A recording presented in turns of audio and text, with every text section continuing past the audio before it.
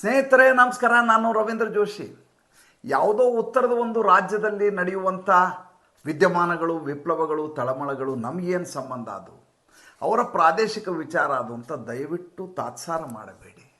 ಏಕೆಂದರೆ ಅಲ್ಲಿ ನಡೆಯುವಂಥ ರಾಜಕೀಯ ವಿದ್ಯಮಾನಗಳು 2024ರ ಚುನಾವಣೆಗೆ ದಿಕ್ಸೂಚಿಯಾಗಿರ್ತವೆ. ಅದರಲ್ಲೂ ವಿಶೇಷವಾಗಿ ಅತಿ ಹೆಚ್ಚು ಲೋಕಸಭಾ ಕ್ಷೇತ್ರಗಳಿರುವಂಥ ಪಶ್ಚಿಮ Bangala 42 seat, Bihar 40 seat, Uttar Pradesh 80 seat. ಹೀಗಿರುವಾಗ ಅಲ್ಲಿ ನಡೆಯುವಂಥ ರಾಜಕೀಯ ವಿದ್ಯಮಾನಗಳು ನಮಗೆ ತುಂಬ ಅಗತ್ಯವಾಗಿರುವಂಥದ್ದು. ಆ ಮಾಹಿತಿಯನ್ನು ತಿಳ್ಕೊಳ್ಳೋದು ಮತ್ತು ಹೆಚ್ಚು ಜಿಜ್ಞಾಸುವಾಗಿರಬೇಕಾದಂಥದ್ದು. ಏನು ವಿಷಯ? ಬಿಹಾರದಲ್ಲಿ ಇದ್ದಕ್ಕಿದ್ದ ಹಾಗೆ ಶುಕ್ರವಾರ ದಿವಸ ಬೆಳಗ್ಗೆ ಲಾಲು ಯಾದವ್ ಮತ್ತು ಅಖಿಲೇಶ್ ಯಾದವ್ ಪಲ್ಟೂರಾಮ್ ನಿತೀಶ್ ಕುಮಾರ್ ಮನೆಯ ಬಾಗಿಲನ್ನು ತಟ್ತಾರೆ. ನಿರೀಕ್ಷೆ ಮಾಡಲಿಕ್ಕೆ ಸಾಧ್ಯವಿರಲಾರದಂಥ ವಿಚಾರ. ಲಾಲು ಯಾದವ್ಗೆ ಕರೆಸಿಕೊಂಡು ಗೊತ್ತೇ ವಿನ ಹೋಗಿ ಗೊತ್ತಿಲ್ಲ, ಅಭ್ಯಾಸ ಇಲ್ಲ.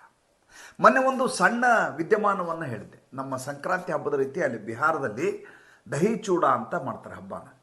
ಅವಲಕ್ಕಿ ಮೊಸರು ತಿನ್ನುವಂಥ ಕಾರ್ಯಕ್ರಮ, ಹಣೆಗೆ ಮೊಸರಿನ ತಿಲಕ ಇಡ್ತಾರೆ. ಇಂಥ ಕಾರ್ಯಕ್ರಮಕ್ಕೆ ನಿತೀಶ್ ಕುಮಾರ್ ಹೋದಾಗ ಇನ್ನಿಲ್ಲದ ಹಾಗೆ ಅವಮಾನ ಮಾಡಿದ್ದರು ಲಾಲು ಕುಟುಂಬದವರು. ಹಿತ್ತಲ ಬಾಗಿಲಿಂದ ಹೊರಗಡೆ ಬಂದಿದ್ದರು. ಅದಾದ ಮೇಲೆ ಅವರ ಮಾನಸಿಕ ಸ್ಥಿತಿ ಮತ್ತು ಅವರು ತೆಗೆದುಕೊಂಡಂಥ ತೀರ್ಮಾನಗಳಿದಾವಲ್ಲ, ಇಡೀ ಲಾಲು ಕುಟುಂಬವು ಅಲ್ಲಾಡುವ ಹಾಗೆ ಮಾಡಿತು. ಏನಾಯಿತು? ಅದಾದ ಮೇಲೆ ಕಾಂಗ್ರೆಸ್ನವರು ಬಂದು ನಿತೀಶ್ ಕುಮಾರ್ ಅವರನ್ನ ಇನ್ನಿಲ್ಲದ ಹಾಗೆ ಪೀಡಿಸ್ತಾರೆ. ನೀವು ದಯವಿಟ್ಟು ನಮ್ಮ ಇಂಡಿಯಾ ಅಲಯನ್ಸ್ ಬಗ್ಗೆ ಈ ರೀತಿಯಾದಂಥ ಭಿನ್ನಾಭಿಪ್ರಾಯವನ್ನು ಎಲ್ಲಿಯೂ ಹೇಳಬೇಡಿ.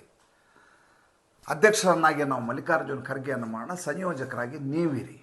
ಇವ್ರು ಹೇಳ್ತಾರೆ ನಮ್ಗೆ ಅದರ ಅಗತ್ಯನೇ ಇಲ್ಲ. ಯಾಕೆಂದರೆ ನೀವು ಇನ್ನೊಬ್ಬರು ನನ್ನ ತಲೆ ಮೇಲೆ ಕೂಡಿಸೋದಾದರೆ, ಮಲ್ಲಿಕಾರ್ಜುನ್ ಖರ್ಗೆನ ಅವರು ಹೇಳ್ದಂಗೆ ನಾನು ಕೆಲಸ ಮಾಡೋದಾದರೆ ನನಗೆ ಅಗತ್ಯ ಇಲ್ಲ. ಅದು ಅಷ್ಟೇ ಅಲ್ಲ, ನಮಗೆ ಇದಕ್ಕೆ ಇಬ್ಬರು ಅಡ್ಡಿ ಬರ್ತಾ ಇದ್ದಾರೆ. ಒಂದು ಅಖಿಲೇಶ್ ಯಾದವ್, ಇನ್ನೊಂದು ಮಮತಾ ಬ್ಯಾನರ್ಜಿಯವರು. ಅವ್ರನ್ನ ಹೇಗಾದರೂ ಮಾಡಿ ನೀವು ಸಮಾಧಾನ ಮಾಡಿ. ಇನ್ನಷ್ಟು ವ್ಯಗ್ರರಾಗ್ತಾರೆ, ಇನ್ನೊಂದಿಷ್ಟು ಕ್ರುದ್ಧರಾಗ್ತಾರೆ ನಿತೀಶ್ ಕುಮಾರ್ ಅವರು.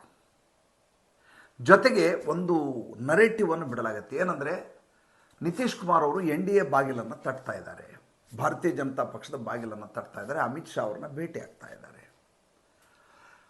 ಅಮಿತ್ ಶಾ ಅವರಿಗೆ ಪ್ರಶ್ನೆಯನ್ನು ಕೇಳ್ತಾರೆ ಪತ್ರಕರ್ತರು. ಬಿಹಾರದಲ್ಲಿ ಈ ರೀತಿಯಾದಂಥ ರಾಜಕೀಯ ಬಿಕ್ಕಟ್ಟು ತಲೆದೋರಿದೆ, ಈಗೇನಾದರೂ ನಿತೀಶ್ ಕುಮಾರ್ ನಿಮ್ಮ ಬಳಿ ಬರುವಂಥ ಸಾಧ್ಯತೆ ಇದೆಯಾ? ಅವಾಗೇನು ಹೇಳ್ಬೋದು? ಇಷ್ಟು ದಿವಸ ಅಮಿತ್ ಶಾ ಅವರು ನಮ್ಮ ಬಾಗಿಲು ಹಾಕಲಾಗಿದೆ BJPದವ್ರಿಗೆಲ್ಲ ಅಂತ ಹೇಳಿದರು. ಈಗ ಏನು ಹೇಳಿದ್ದಾರೆ? ಈಗ ಹೇಳ್ತಾರೆ ಅವರು ಪ್ರಪೋಸಲ್ ಆದರೂ ಮೊದಲು ತೆಗೆದುಕೊಂಡು ಬರಲಿ ಅಂತ.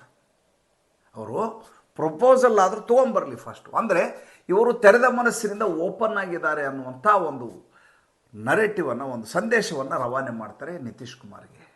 ಯಾವಾಗ ಈ ರೀತಿಯಾದಂಥ ಸಂದೇಶ ಬರುತ್ತೋ ನಿತೀಶ್ ಕುಮಾರ್ ಖುಷಿಯಾಗಿಬಿಡ್ತಾರೆ. ಇಲ್ಲಿ ಸರ್ಕಾರವನ್ನು ಕೆಡವೋಣ. ಅಲ್ಲಿ ಆಗಲೇ 16 ಜನ MP ಗಳಿದ್ದಾರೆ. ಹೋದ ಸಲ ಭಾರತೀಯ ಜನತಾ ಪಕ್ಷದ ಜೊತೆ ಅಲಯನ್ಸ್ ಇದ್ದರು ಲೋಕಸಭಾ ಚುನಾವಣೆ ಸಂದರ್ಭದಲ್ಲಿ. ಇದೇ ನಿತೀಶ್ ಕುಮಾರ್ ಇವರ JDU ಪಕ್ಷ 16 ಸೀಟ್ ಗೆದ್ದುಕೊಂಡ್ರು. NDA ಜೊತೆ ಇದ್ದದ್ದರಿಂದ ಅವರು ಭಾಳ ಸುಲಭವಾಗಿ ಗೆಲ್ಲಲಿಕ್ಕೆ ಸಾಧ್ಯ ಆಯಿತು. ಈ ಬಾರಿ ರಾಹುಲ್ ಗಾಂಧಿ ಅವರ ಹೆಸರು ಹಿಡ್ಕೊಂಡು ನಾನು ಚುನಾವಣೆಯಲ್ಲಿ ಸ್ಪರ್ಧಿಸಿದರೆ ನಮಗೆ ಗೆಲುವು ಸಾಧ್ಯ ಇಲ್ಲ ಅನ್ನೋದು ನಿತೀಶ್ ಕುಮಾರ್ ಸ್ಪಷ್ಟವಾಗಿ ಗೊತ್ತಿದೆ. ಒಂದೇ ಒಂದು ಕಾರಣಕ್ಕೆ BJP ವಿರುದ್ಧ ಹೊರಗಡೆ ಬಂದು ನಿಂತದ್ದು. ಯಾಕೆ ಅಂದರೆ ಇಡೀ ಎಲ್ಲರೂ ಒಕ್ಕಟ್ಟಾದರೆ ನಾನು ಪ್ರಧಾನಮಂತ್ರಿ ಆಗಬೇಕು ಅನ್ನುವಂಥ ಹಗಲುಗನಸು ಕಾಣ್ತಾ ಇದ್ದರು ಈ ನಿತೀಶ್ ಕುಮಾರ್. ಯಾವಾಗ ಇದು ಸಾಧ್ಯ ಆಗೋದಿಲ್ಲ, ನನಗೆ ಅಲ್ಲಿ ಯಾವುದೇ ರೀತಿಯಾದಂಥ ಬೆಲೆ ಕೊಡ್ತಾ ಇಲ್ಲ ಅಂದಾಗ ಹೊರಗಡೆ ಬರುವಂಥ ಸ್ಥಿತಿಗೆ ಬರ್ತಾರೆ. ಅದಾದ ಮೇಲೆ ಅವ್ರು ಹೇಳ್ತಾರೆ ಸರ್ಕಾರವನ್ನು ಈಗ ಕೆಡುತ್ತೀನಿ. ಇದು ತುಂಬ ಚೆನ್ನಾಗಿ ಅಭ್ಯಾಸ ಇರುವಂಥ ಮನುಷ್ಯ ನಿತೀಶ್ ಕುಮಾರ್. ನಿತೀಶ್ ಬಾಬು ಅಂದರೆ ಹೀಗೆ ಪಲ್ಟೂರಾಮ್ ಅಂತಲೇ ಲೆಕ್ಕ. ಆವಾಗ ಲಾಲು ಯಾದವ್ಗೆ ತಲೆ ಕೆಟ್ಟು ಹೋಗುತ್ತೆ. ಈ ಮಧ್ಯೆ ಇನ್ನೊಂದು ಬೆಳವಣಿಗೆ ಆಗುತ್ತೆ. ರಾಬ್ಡಿ ದೇವಿ ಅವರಿಗೆ ಎನ್ಫೋರ್ಸ್ಮೆಂಟ್ ಡೈರೆಕ್ಟರೇಟ್ನ ಅಧಿಕಾರಿಗಳು ಬಂದು ಬಾಗಿಲು ತಟ್ತಾರೆ, ಸಮನ್ ಮಾಡಿ ಹೋಗ್ತಾರೆ. ಈ ಬಾರಿ ಹಾಜರಾಗದೇ ಇದ್ದರೆ ನಾವು ಕೋರ್ಟಿಂದ ಬಂಧಿಸುವಂಥ ವಾರಂಟ್ ತರಬೇಕಾಗತ್ತೆ ಅಂತ. ಆವಾಗ ಇವರ ಕುಟುಂಬ ಅಲ್ಲಾಡಿ ಹೋಗ್ತದೆ. ಈ ಕಡೆ ಜಾಮೀನಿನಲ್ಲಿ ಲಾಲು ಯಾದವ್ ಯಾವ ಕ್ಷಣದಲ್ಲಾದರೂ ಜೈಲಿಗೆ ವಾಪಸ್ ಹೋಗ್ತಾರೆ. ರಾಬ್ಡಿ ದೇವಿ ಮೇಲೆ, ಮಗಳ ಮೇಲೆ ಕೇಸಿದೆ. ಆಕೆ ಈ ಸ್ವತಃ ತೇಜಸ್ವಿ ಯಾದವ್ ಮೇಲೆ ಕೂಡ ಮೊಕದ್ದಮೆ ಇದೆ, ಆತ ಕೂಡ ಆರೋಪಿ. ಹೀಗಿರುವಾಗ ಈ ಕಡೆ ಸರ್ಕಾರವು ಬಿದ್ದು ಹೋದರೆ ಮುಂದೆ ಕಥೆ ಏನು?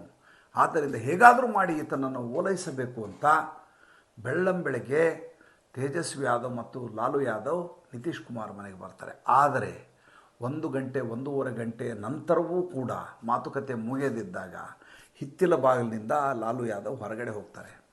ತೇಜಸ್ವಿ ಯಾದವ್ ಬೆಳಗ್ಗೆ ಯಾಕೆ ಬಂದಿದ್ರಿ ಅಂತ ಮೀಡಿಯಾದವ್ರು ಕೇಳಿದರೆ, ಇಲ್ಲ ನಾವು ಸುಮ್ಮನೆ ಆಪ್ತವಾಗಿ ಮಾತಾಡಲಿಕ್ಕೆ ಬಂದಿದ್ವಿ. ಹಲ್ಲು ಉಜ್ಜದೇ ಇರುವಾಗ ಟಾಯ್ಲೆಟ್ಗೆ ಹೋಗೋದು ಬರೋಕ್ಕಿಂತ ಮುಂಚೆ ಬೆಳಗಿನ ಜಾವ 6 ಗಂಟೆಗೆ ನಿತೀಶ್ ಕುಮಾರ್ ಮನೆಗೆ ಇವರು ಹೋಗ್ತಾರೆ ಅಂತಂದರೆ ಅದರ ಅರ್ಥ ಏನು ಅಂತ ನೀವು ಅರ್ಥ ಮಾಡ್ಕೊಳ್ಳಿ. ಜೊತೆಗೆ ಇದರ ಜೊತೆ ಹಿಂದಿನ ದಿವಸ ರಾತ್ರಿ ಗುರುವಾರ ರಾತ್ರಿ 2 ಗಂಟೆಯವರೆಗೆ BJPಯವರು ಸಭೆಯನ್ನು ನಡೆಸ್ತಾರೆ. ಇದು ಸದ್ಯದ ವರ್ತಮಾನ ಬಿಹಾರದಲ್ಲಿ. ನಮಗೆ ಮುಖ್ಯವಾಗಿ ಬೇಕಾಗಿರುವುದು ಬಿಹಾರ್, ಪಶ್ಚಿಮ ಬಂಗಾಳ, ಮಹಾರಾಷ್ಟ್ರ, ಉತ್ತರ ಪ್ರದೇಶ 4 ರಾಜ್ಯದ ವಿದ್ಯಮಾನಗಳು ನರೇಂದ್ರ ಮೋದಿಯವರ ಭವಿಷ್ಯವನ್ನು ತೀರ್ಮಾನ ಮಾಡಲಿದ್ದಾವೆ. ಲೋಕಸಭೆ ಚುನಾವಣೆ ಭವಿಷ್ಯವನ್ನು ತೀರ್ಮಾನ ಮಾಡಿದ್ದಾರೆ ಪ್ರಮುಖವಾಗಿ. ಇನ್ನು ಉಳಿದ ರಾಜ್ಯಗಳನ್ನು ನಾವು ನಗಣ್ಯ ಮಾಡುವ ಹಾಗಿಲ್ಲ. ಆದರೆ ಇಲ್ಲಿ ಬರುವಂಥ ಸಾಲಿಡ್ ಸೀಟುಗಳೇನಿದ್ದಾವೆ ಅವು ಹೆಚ್ಚು ಸುರಕ್ಷಿತಗೊಳಿಸಬಲ್ಲವು ಅಂತ. ಆದ್ದರಿಂದ ಈ ಸಂಚಿಕೆ ಮಾಡಲಾಯಿತು. ಸಂಚಿಕೆ ಇಷ್ಟ ಆಗಿದ್ದರೆ ಲೈಕ್ ಮಾಡಿ, ಫಾಲೋ ಮಾಡಿ, ಶೇರ್ ಮಾಡಿ. ನಮ್ಮ ಮುಕ್ತ ಪತ್ರಿಕೋದ್ಯಮಕ್ಕೆ ದಯವಿಟ್ಟು ಆರ್ಥಿಕವಾಗಿ ಬೆಂಗಾವಲಾಗಿ ನಮಸ್ಕಾರ.